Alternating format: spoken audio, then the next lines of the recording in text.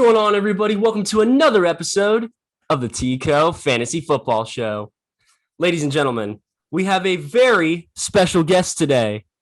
Sir?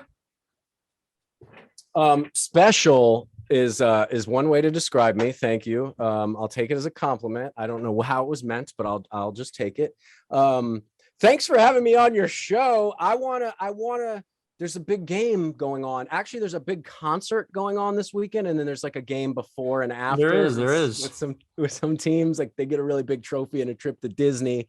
Let's talk about that. I'm in LA and it is popping off. Last night I flew in from Colorado, and the flight path into LAX is right over SoFi Stadium. Oh, so you got all of it. Yeah. My goodness. So at night, that entire roof is like, what's the word? Opaque, I guess. You can kind of like see through it. It's an interesting stadium. It is so cool though, like from the sky, and they have it all lit up and everything around it. There's lights everywhere. Obviously going to be a big game. Now, this might be a silly question, but talk to me about your Super Bowl predictions. And are you making bets? Unbeknownst to our father, right? You got to bet under the table. Keep it under the table, you know. So it is a hard one to make a decision on because the Rams have such a great team on both sides of the ball. They have one of the best offenses in the league, arguably the best defense in the league. Yeah. But the Bengals have the it factor. And I'm a guy who likes to chase the it factor. What is the it factor in your eyes? The it factor is Mr. Joe Burrow and Mr. Jamar Chase for the Cincinnati Bengals. Those two together are like peanut butter and jelly. They are the ones who can drag those Bengals all the way to a Super Bowl championship. And that's who I'm going with. Okay. What are the betting odds? Do you know what the betting odds, the over under, any of it? I think they're currently at +4 Bengals, which is quite a large line for the Super Bowl. That is a pretty large line for the Super Bowl. But so like you bet 100, you win 400, right? Or something. Yeah, something like that nature. I think I'm with you on this one. And we haven't talked about this previous. No. You and I have mentioned no football on the phone or text message, but I last night was talking to some people, and everybody obviously in LA is like, lost it. The Rams are going to get it. It's in their stadium. Everybody's going to the game. It's like such a big deal party. I'm like, but yes.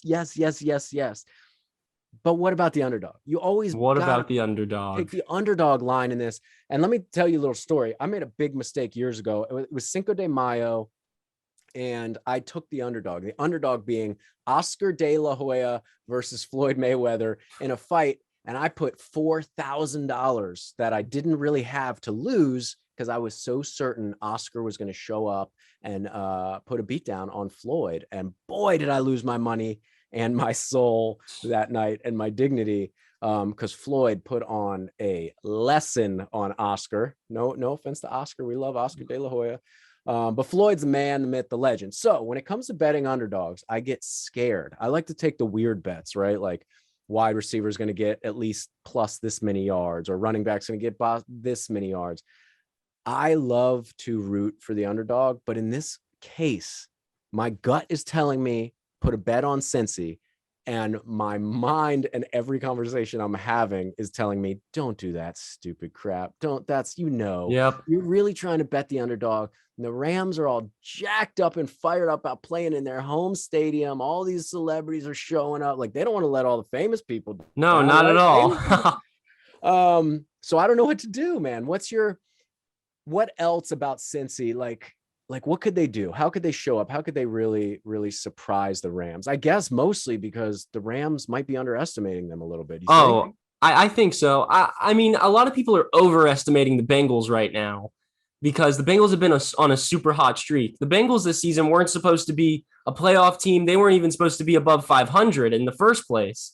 And that's the really crazy part. And so a lot of people are thinking, hey, maybe the Bengals, maybe this is their time. Maybe this is just the perfect ending to their story. Yes, but let's go back a few games. And I'm not up on my Rams. You know, I'm a Dolphin fans at heart, and it hurts my soul. It does hurt. It does. They're so bad. But we love them. We're born and raised in Miami. But let's go back a few games, right? So did Cincinnati play San Francisco?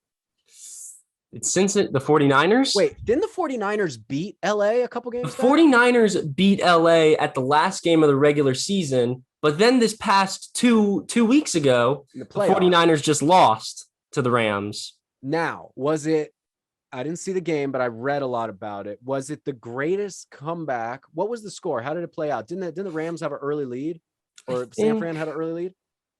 I don't quite remember. I want to know, like, was it a flop on San Fran? And did the Rams have the best day ever? Or No. were the Rams really better than San Fran that day? You know what I'm saying? You know how, like, we experience a lot with Miami and the Patriots, right? Like, Yes. Patriots are out there whooping up on everybody. For some reason, they come down to Miami and Miami pulls one out of the bag. Not every time, but often it does. They got like an 80% streak. What's the deal with San Fran and the 49ers? Because I mean, San Fran and LA, because I feel like San Fran is good, like really good. San Fran has all of the right players except their quarterback. And that's my personal opinion. That's a hot take, but I think their quarterback held them back a lot this season. They have a great defense. They have a great running back, great wide receivers. They have all the pieces except the guy to lead them. And they just drafted somebody this past season, Trey Lance, who hopefully next season can lead them to the Super Bowl. All right. And all right. So maybe LA is supposed to be in the Super Bowl and Cincinnati's supposed to be in the Super Bowl. Who did Cincinnati play in the semifinal? They played the Kansas City Chiefs, and that's probably who should be in the Super Bowl right now. Okay. So let's talk about that game for a second. I did not see that game or read about it. Now, did they whoop them, or was it like?